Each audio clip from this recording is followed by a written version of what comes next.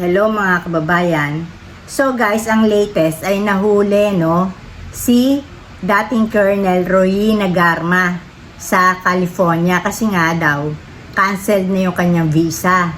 So yung ating DOJ nagulat, tapos pati yung mga Quadcom nagulat kasi nga hindi naman pala nila alam, hindi sila aware na sumibat o tumakas na itong si Roy Nagarma. Tapos, ang pinagtataka ko lang kasi, sabi ni Congressman Dan Fernandez, okay lang naman daw. Kasi naman daw, pwede naman daw na i-zoom o mag-zoom etong si Royina kung sakaling kailangan pa rin siya ng Quadcom. Pero, ang pinapaalala ko sa inyo guys, etong si Royina Nagarma, bago pa man niya isiwalat na si dating President Duterte ay sangkot dito sa mga EJ case, sa mga extrajudicial killings, doon sa mga drug on war niya, na fake naman pala, sangkot na to. Itong si Colonel Roy Nagarma na dating manager ng PCSO, sangkot na siya sa pagpatay kay PCSO board member Wesley Barayuga. So, kumbaga man guys, nagtataka lang ako bakit parang hindi na siya maakusahan.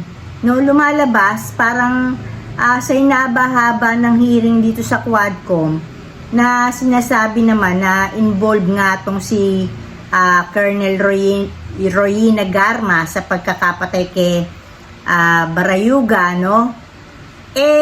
okay lang na sumibat siya. Hindi na ba to, kakasuhan? Ang alam ko dapat silang makasuhan kasama si,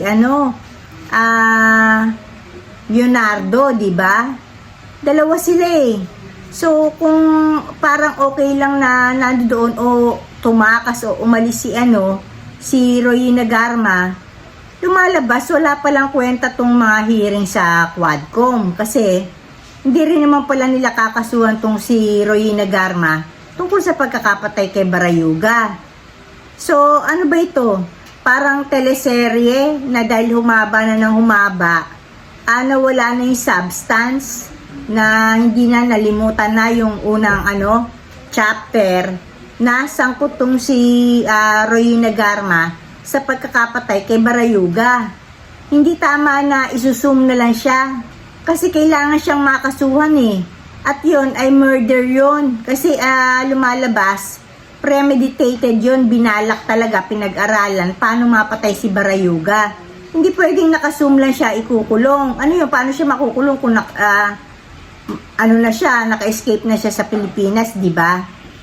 So, ayun lang guys, inaano ko lang na parang mali yata, na okay lang, na nakasum lang.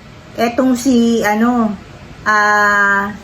Garma, di ba? Hindi pwedeng makatakas siya sa Pilipinas kasi kailangan niyang makasuhan kasama si Leonardo, sa pagkakapatay dito kay Barayuga kasi nga malakas ang ebidensya na talaga siya ang mastermind kung bakit nga napatay tong si Wesley Barayuga na dating board member ng PCSO.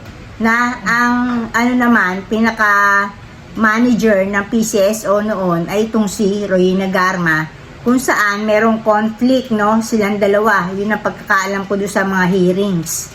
So ayun lang guys, sinasabi ko na parang hindi na yata nila kakasuhan itong si Roy Nagarma sa pagkamatay ni Wesley Barayuga.